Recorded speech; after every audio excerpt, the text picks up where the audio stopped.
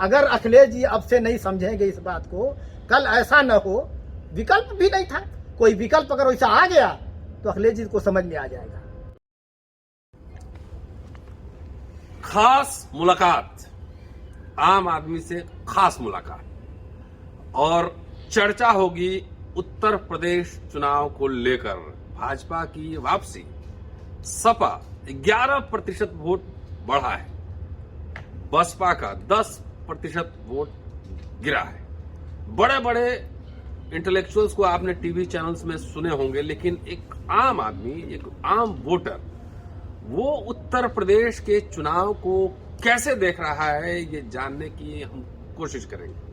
दोस्तों, रतन लाल बोल रहा हूं, काम की बात में आपका स्वागत है और पेश है अम्बेडकरनामा विशेष, आम आदमी की नजर में उत्तर प्रदेश चुनाव। आज पहले 2 मेहमान होते थे, महेश सोनरिया और बलिंदर सहनी। आज 3 मेहमान हैं। अंसारी साहब आए हैं उत्तर प्रदेश से, इनके कॉन्स्टिट्यूएंसी में सपा के सुरक्षित कॉन्स्टिट्यूएंसी है, वो सब जानेंगे ये क्या चला, आखिर सपा क्यों नहीं जीत पाई। 11% वोट प्रतिशत बढ़ा भी है तो भी, भाजपा का भी 3% बढ़ा है, और ये समझेंगे कि आम आदमी के नजरिए से इस चुनाव को कैसे देखा जाए। पहले चलता हूं बलिंदर के पास। हाँ बलिंदर जी सर, क्या हुआ बताइए जरा, आप क्या कैसे देख रहे हैं चुनाव को, जोर से बोलिएगा। पहला है कि सर सपा सत्ता में नहीं आई। पहला मुद्दा जो है, वोट प्रतिशत बढ़ने के बाद भी सपा सत्ता में नहीं आई और बीजेपी सत्ता चलाने का मालिक बन गया। तो अब इसमें रह गई कि हमारे दलित ओबीसी के जो नेता थे वो गायब ही हो गए, खत्म ही हो गए। खत्म इसलिए हो गए कि आप राजनीतिक में सत्ता जिसके पास होती है ना, उसी की पकड़ और उसी की वैल्यू होती है। चुनाव में लोग आते हैं, जो भी नेता, उनका यह मानना होता है कि किसी तरीके से चुनाव जीतो। उसमें बीजेपी कामयाब हो गई और बीजेपी को सत्ता मिल गया। किस लिए? हुकूमत करने के लिए। सत्ता चलाना और हुकूमत करना दोनों में फर्क है। तो इनको सिर्फ हुकूमत करने के लिए मिला है सत्ता, और इनके हमारे जो दलित ओबीसी के जो नेता हैं, बिल्कुल सोए हुए कान में तेल डाल कर, वो उनको इस पे जो करना चाहिए था, जनता के बीच में जन आंदोलन करना था, लोगों को इस मुद्दे पर लाना था, मुद्दे पर नहीं लाया। सिर्फ वो चाहते हैं क्या कि हम रैली करें और जनता मुझे वोट करे और मैं सीएम की कुर्सी पहुंच जाऊं। उनको जन आंदोलन करना, मुद्दे पे लड़ाई नहीं, मुद्दे पे लड़ाई नहीं है। लोग को क्या कैसे सपोर्ट करना है, और जो लोग वोट कर रहे हैं दलित ओबीसी के, जो दबे कुचले लोग हैं, वोट कर रहे हैं आपको सत्ता तक पहुंचाने के लिए। तो सत्ता तक पहुंचने के लिए आपको हथियार क्या चाहिए, वो प्रयोग कर ही नहीं रहा है लोग।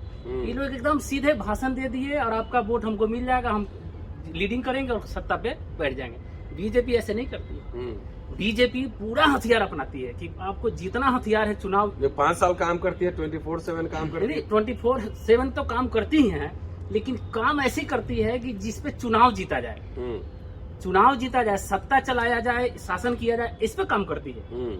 वो सारा हथियार आपका पकड़ लेता है। जिससे हमारा दलित ओबीसी के हाथ में सत्ता आने वाला होता है ना, हथियार, वो सारा हथियार उनके पास चला जाता है। हम तो सिर्फ रैली में भीड़ लगाते हैं और हमारा वोट हमारे सत्ता तक पहुंचने नहीं देता है। और उनके पास जो भी आप जैसे बीजेपी ने 80 बनाम 20 किया जी, स्वामी प्रसाद मौर्य गए तो उन्होंने 15 बनाम 85 कहा, लेकिन क्या इन पार्टियों में एजेंडा की सोशल जस्टिस को लेकर या सेकुलरिज्म को लेकर एजेंडा में कहीं कमी है, कोई कमिटमेंट में कमी है? कमिटमेंट में कमी तो है, लेकिन इनको जो राजनीतिक तंत्र में जो सत्ता में जो आने की जो पावर है या प्रयोग जो होता है, वो इनके पास आ नहीं पा है। नहीं आने का कारण है कि देखिए, चुनाव आयोग भी इनको मदद नहीं कर रहा।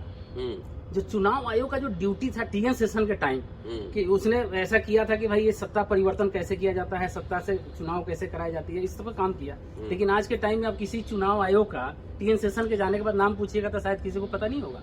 लेकिन टीएन सेशन जी जब चुनाव कराए थे तो हर आदमी के जुबान पे होता था टीएन। तो लालू यादव को हटाना था, इसलिए लालू यादव को हटाना था। अभी सत्ता में आ गए हैं तो इनको हटाने के लिए टीएन सेशन तो है नहीं कि अब अब इस चुनाव में इतना कमी है, आपको इतना कमी है कि मैं गिनती करवा दूंगा।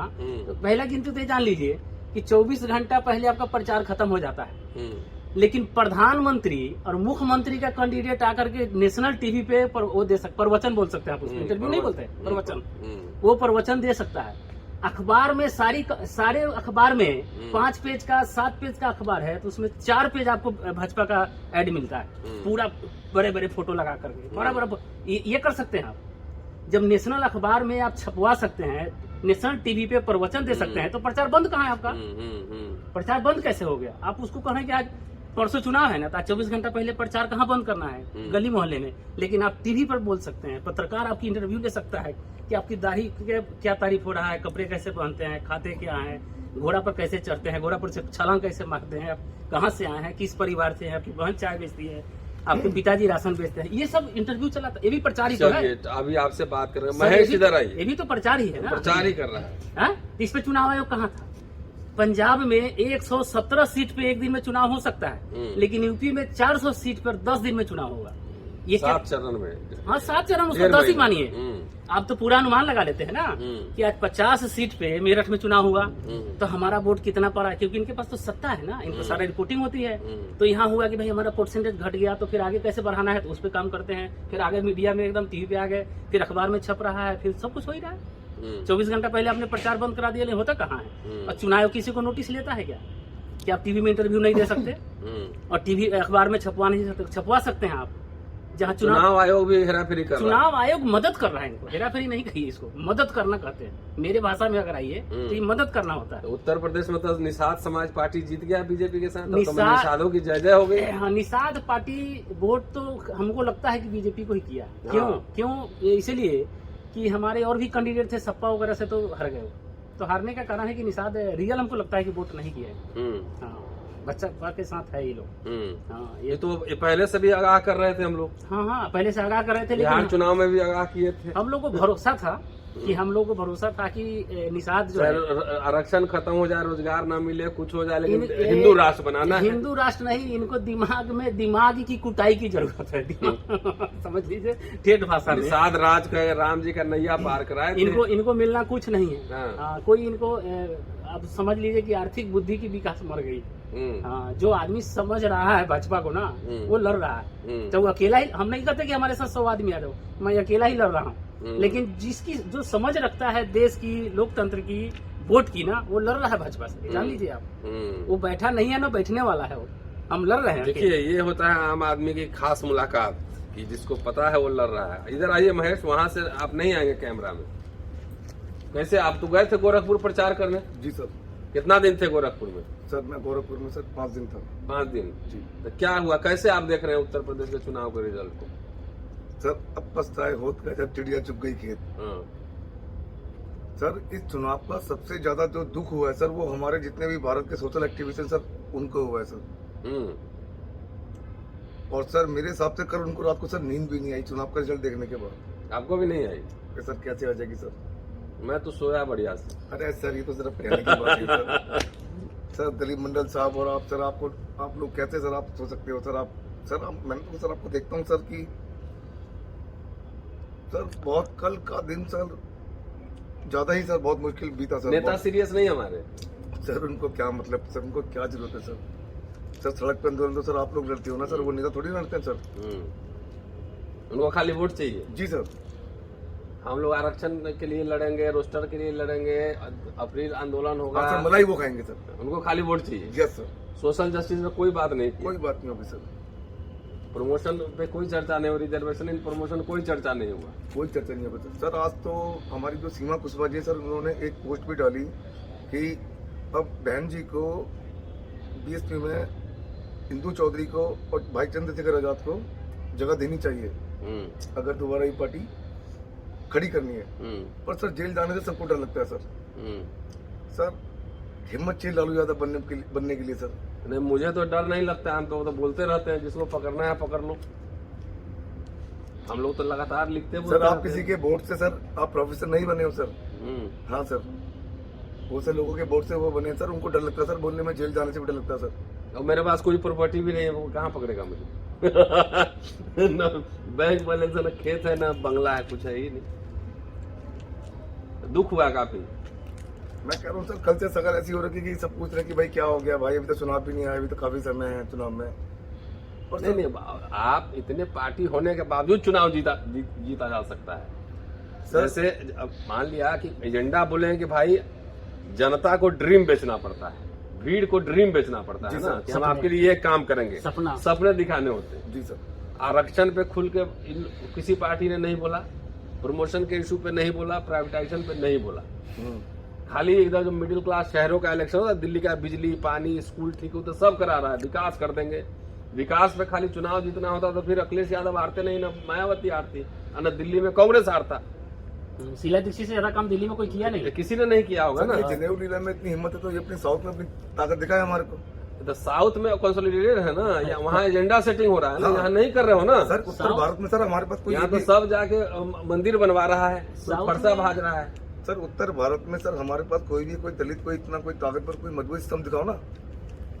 नहीं, जिसको भी मौका मिल रहा है वो तो यहाँ पे जाके कोई विष्णु मंदिर बनवा रहा है, कोई ब्रह्मा का मंदिर बनवा रहा है, कोई कुछ कर रहा है। एजेंडा सेटिंग कहाँ हो रहा है? सर आज दलित मंडल साहब ने जो पोस्ट डाली थी सर वो बहुत अच्छी पोस्ट थी क्या कि उत्तर भारत में कोई भी एक ऐसा दलित दिखाओ जिसके पास 1000 करोड़ की संपत्ति हो। उत्तर भारत में कोई भी ऐसा कोई दलित दिखाओ जिसका कोई अपना अखबार या कोई अपना कोई न्यूज चैनल हो। हमारा अम्बेडकर नामा है, बिना किसी से चंदा लिए चला रहे हैं सर। तभी तो हम लोग सर आपके साथ सब सभी लोग जुड़े हैं सर, और ठीक ठाक लोग देख भी रहे हैं, बिल्कुल लंबा सर। देख रहे हैं। जी सर। आइए अंसारी साहब, आपसे खास बात होगी, आप उत्तर प्रदेश से आ रहे हैं और कहीं इलेक्शन के रिजल्ट से घबरा के तो नहीं दिल्ली आ गए? लग वैसे ही रहा। अंसारी साहब को लग रहा है कि उत्तर प्रदेश के रिजल्ट से घबरा के आ गए। गिनती शुरू हुई, थोड़ा सा हुआ, मैं भाग गया। दिल्ली आ गए हैं? तो ये कैसे हो गया मामला, क्या है चक्कर? अब क्या, अब चक्कर हम लोग तो भाई हमारे लिए तो दिक्कत है, बाकी तो जो वही योगी जी ने कहा 80-20 वाला मामला, वो 20 तो हम ही लोग हैं, वो दिक्कत तो हम ही लोगों को है भाई। जो 80% वाले उसमें अक्सरियत लोगों को तो दिक्कत नहीं है। हम तो इतना मजबूर हैं कि देखिए सपा में जो पसमादा समाज है उसमें सबसे बड़ा समाज अंसारी है, पूर्वांचल से साफ कर दिया गया। उसके बाद भी हम तो बीजेपी को हराने के लिए ही सही वोट दिए। अब मैं जिस जिले से हूं, मऊ से, और विधानसभा मेरी मोहम्मदाबाद गोवाना जो सुरक्षित है, ऐसा माहौल एक बना जो बीएसपी का वोट घटा इतना, मुसलमान नहीं गया एकदम, और बहन जी ने कह भी दिया कि मुसलमानों ने वोट नहीं दिया, फिर कह दिया। आज कहा है प्रेस में? कहा है सपा को दिया। आगे आ जाओ। अब चूंकि ऐसा माहौल लोगों ने बनाया, जो जो जो जो पसमादा है उनके बच्चे ये जान गए कि बहन जी जो है ये बीजेपी की डी टीम है, इनको बीजेपी की तरफ ही जाना है, और पसमादा बीजेपी हराने के लिए वोट देता है। उसने कहा कि जब इनको बीजेपी में ही जाना तो हम क्यों दें। हालांकि मैं वहां, चूंकि वहां का वोटर था मोहम्मदाबाद का, तो मैं वहां बसपा के उम्मीदवार के साथ था। अच्छा आदमी देख के, मैं पार्टी के हिसाब से नहीं था, मैं पार्टी का तो हूं नहीं, मैं पार्टी के हिसाब से नहीं था अपना। मेरे ही शहर का था, वो गांव का था, तो मैंने कहा कि अच्छा उम्मीदवार है, जीते चाहे वोट मुझको देना है। हमारे यहाँ वोट देने का मतलब ये होता है ना कि हम शहादत, हम गवाही देते हैं कि हम अच्छे आदमी वोट कर रहे हैं। अब वो जीते हारे हम उसके तो नहीं करते, क्योंकि मुझको वहां वोट देना था, कहीं कहना तो और बात थी, तो इसलिए मैं अच्छे आदमी के साथ था। मैंने कुछ बातें कही लोगों से, लेकिन कोई सुनने को तैयार नहीं। ऐसा मिजाज ही बना था मुस्लिम समाज का, खास तौर से पसमादा का, कि वो वही जो बीजेपी हराव पे ही तो वोट करता है। तो सारे लोगों ने, हालांकि उम्मीदवार सपा का बहुत ही गड़बड़ था, सब लोग शिकायत कर रहे थे, लेकिन लोगों ने कहा कि जैसा भी हो अखिलेश को मुख्यमंत्री बनाना है, इसलिए इसको वोट देना पड़ेगा। तो सपा का उम्मीदवार वहां जीत गया। बगल में सीट मुबारकपुर है, जो बहुत चर्चित रही, वैसी साहब वहां 3 दिन डेरा जमाए रहे। वहां मुसलमानों में अशराफ 3 लोग लड़ रहे थे। एक तो वैसी साहब की पार्टी, मतलब अपर कास्ट, अपर कास्ट सवर्ण मुसलमान, अच्छा, ब्राह्मण जो हमारे यहाँ का ब्राह्मण है, आप लोग खाली अपने और ये आप जान लीजिए जो हमारा ब्राह्मण अपर कास्ट है ना वो आपसे भी ताकतवर है, ये आप खुद नोट कर लीजिए। आप जो आप बोलते हैं रोज ना जनऊ लीला आपसे भी तगड़ा है। अरे भैया आपके ब्राह्मण को हमारे ब्राह्मण ने कितने दिन अपने पास रख के हुकूमत की है ना, तो कौन तेज हुआ? 672 साल किया ना। तो आपके ब्राह्मण से भी तेज हमारा ब्राह्मण है। तो वहाँ 3 लड़ रहे थे, लेकिन वहाँ के पसमादा समाज ने जो वहाँ का उम्मीदवार थे अखिलेश यादव, इन्हीं के नाम का, जो समाजवादी आज तक नहीं जीती थी वहां से, लेकिन ऐसा जुनून था लोगों के अंदर कि नहीं अखिलेश जी को मुख्यमंत्री बनाना है तभी बीजेपी जाएगी। और वो आदमी तीसरी बार लड़ा था, जीत गया अच्छे खासे वोट से, इतने वोट से जीता जो वहां का सबसे दमदार उम्मीदवार, बड़ा उम्मीदवार, पैसे वाला था गुड्डू जमाली, वो जितना वोट पाया था उतने से वो जीता है। अब यही समझ लीजिए आप, अगर पसमादा वोट न देता तो नहीं जीतता। अब पसमादा देखिए कितना है। दूसरी सीट बहुजन की मैं बता रहा हूं, वहां से अंसारी लड़ रहा था, शकील अंसारी, और वहां से रमाकांत यादव। अब वहां देखिए अंसारियों का कितना ये रहा कि अपने भाई को वोट न देके रमाकांत को दिए, रमाकांत भी जीत गया। तो हम तो बीजेपी को हराने के लिए वोट कर रहे हैं, लेकिन ये बहुजनवादी पार्टियां, समाजवादी पार्टियां एक नहीं कंफ्यूज नहीं, इतना मजबूर हमको समझती हैं कि पूरे पूर्वांचल से जो अंसारी बिरादरी सबसे उसको साफ साफ कर दिया, फिर भी वोट दिया। लेकिन हम लोगों ने कहा जनता से कि भाई ठीक है, चलिए हक व हिस्सा लड़ाई होती रहेगी, ये लड़ाई संविधान बचाने की है। संविधान बचा रहेगा तो हिस्सेदारी लड़ाई लड़ी जा सकती। जब संविधान नहीं होगा तो हम लड़ाई किस बात की लड़ पाएंगे? असल यही देख के हम लोगों ने, हमारे लोगों ने, मैं तो कुछ इख्तलाफ भी करता था, मैं सपा बसपा से मुझको बहुत सा इख्तलाफ है, इसलिए ये लोग सिर्फ वोट लेना चाहते हैं। टिकट देना होगा तो फरसा उठाएंगे, फरसा वाले को देंगे, उधर देंगे, वोट हम लोग देंगे, टिकट फरसा वाले को देंगे। तो ये चलने वाला नहीं है। और अखिलेश को अब समझना पड़ेगा, जिस दिन ये पसमादा समाज समझ गया, हट गया ना, 16% है मुसलमानों में, मुसलमान 20% है, तो उसमें 16% पसमादा है, 75% आबादी, हाँ 80-75% है आबादी। तो अखिलेश जी पता नहीं लगेगा कहाँ जाएगा, मायावती जी से खराब हालत होगी। यही वोट बेस है, अगर इसको इनकी हक हिस्सेदारी पर ये ध्यान नहीं देंगे, उनको अखिलेश जी को वोट कौन देना चाहता है? अगर ये पसमादा समाज न हो उनके साथ, जो दूसरी कुछ लोग आ जा रहे हैं टिकट लेने वाले कि लेंगे तो ये मिला के जीत जाएंगे, वो भी नहीं आएगा इनके पास। कोई यादव को वोट देना नहीं चाहता। मैं तो घूम के देखा हूँ बिरादरियों में, जो भी अति पिछड़ा है, ये लोग आए तो थे एकदम ऐन मौके पर, क्या हुआ? हार गए ना। ये लोग 5 साल मजा उधर लिए, फिर आज देख रहे कि हवा चल रही, चलिए यहां मजा लेंगे। तो क्या हुआ उनका? टिकट का जो बंटवारा हुआ, बहुत नाराजगी थी, अंसारी जो पसमादा बिरादरियां बहुत नाराजगी थी, लेकिन कहा गया कि अरे जाने दो, संविधान की लड़ाई है, समझिए संविधान बचाने की लड़ाई है ये। हाँ, कोई हिस्सा हम लोग तो इसे नहीं मिलता है, लेकिन फिर भी हम लोग तो भाई बीजेपी के साथ नहीं है, और हम लोग बीजेपी को हरा भी नहीं सकते। देखिए हम लोग नहीं हरा सकते जब तक आप लोग नहीं हराएंगे।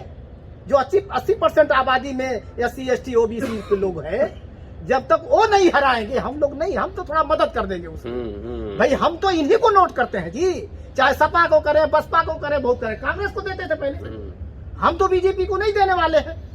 तो और हम तो हराने ही वाले की तरफ जाते हैं, तो जिताने वाले तो आप ही के समाज के लोग हैं। अब कौन लोग हैं, निशानदेही करिए आप लोग। अब ये जान लीजिए, यूपी में जो जाटव है उधर पश्चिम में, या हमारे यहाँ पता नहीं, चमार कहने में अच्छा लगे, ठीक है, तो चमार को कोई दलित भी वोट देना नहीं चाहता। दूसरा ये भी आप जान लीजिए, कोई दलित जो जो है उसमें, चाहे कोई भी दूसरी बिरादरी है, नहीं वोट देना। मैं तो जाता हूँ ना, बात तो करता हूँ। कोई नहीं देना चाहता है, यादव को कोई दूसरा पिछड़ा देना नहीं चाहता है। ये हम लोग हैं जो थामे हुए हैं। अगर अखिलेश जी अब से नहीं समझेंगे इस बात को, कल ऐसा न हो, विकल्प भी नहीं था, कोई विकल्प अगर वैसा आ गया तो अखिलेश जी को समझ में आ जाएगा। हाँ, जो ये फरसा और फलाना ठिकाना ये कर रहे हैं ना, अरे भाई इनको सोचना चाहिए, जब बीजेपी पसमादा को टिकट नहीं देती तो इनको भी फरसा वालों को नहीं देना चाहिए। वो तो उधर ही लोग वोट करते हैं। हम तो बीजेपी को नहीं करते, वो आपको नहीं करता, तो आप उनको टिकट देते हैं। हम नहीं करते, हमको वहां नहीं मिलता, तो हमको देना चाहिए आपको। वही टिकटवा हम लोगों को मिलता तो जीत ही लेते, तब तो जीत लेते, आप जीत लेते भाई। तो यही है।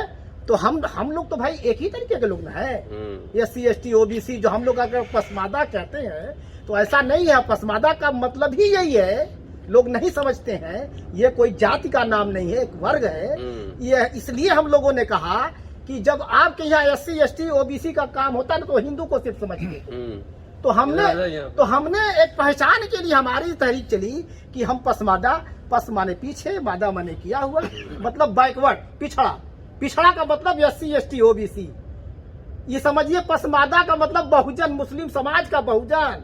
SC ST जो है ना, हम लोग OBC में है, ST में भी है, SC की लड़ाई लड़ रहे हैं, सब एक साथ हम लोग हैं।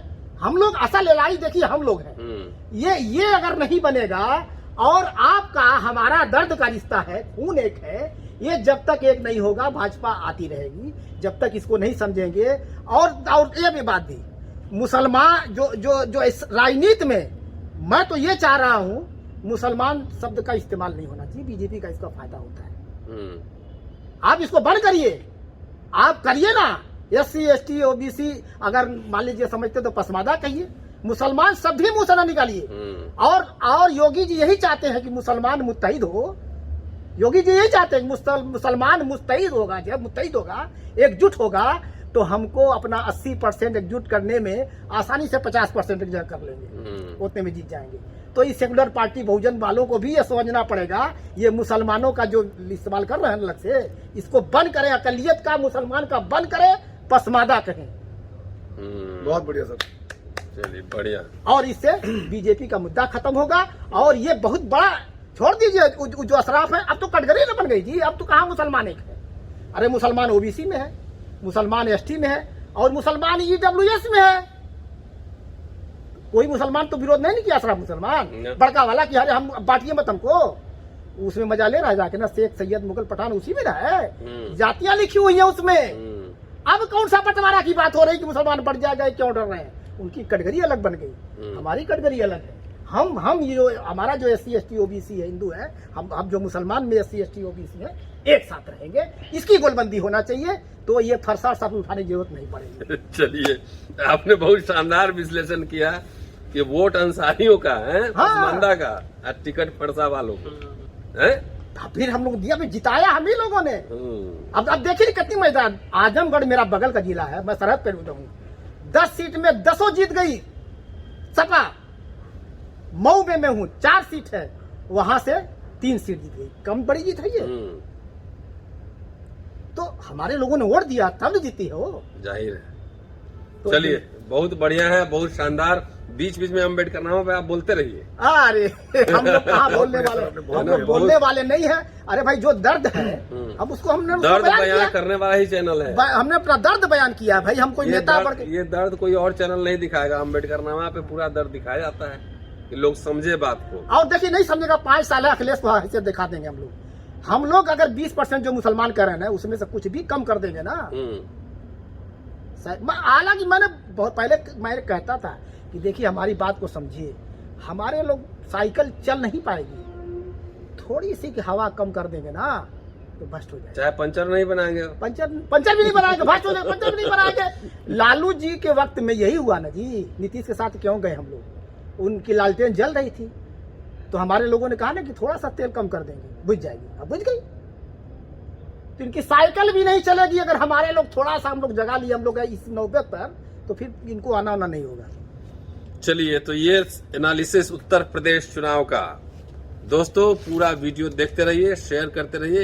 ऐसी चर्चा जो है किसी और चैनल पे बड़े बड़े एयर कंडीशनर वाले लोग आपको मिलेंगे जो भाषण देंगे, लेकिन ऐसी चर्चा जमीनी हकीकत, इसीलिए ये खास मुलाकात है। शुक्रिया, keep watching and sharing Ambedkarnama. मिलता हूं आपसे अगले एपिसोड में। शुक्रिया, थैंक यू।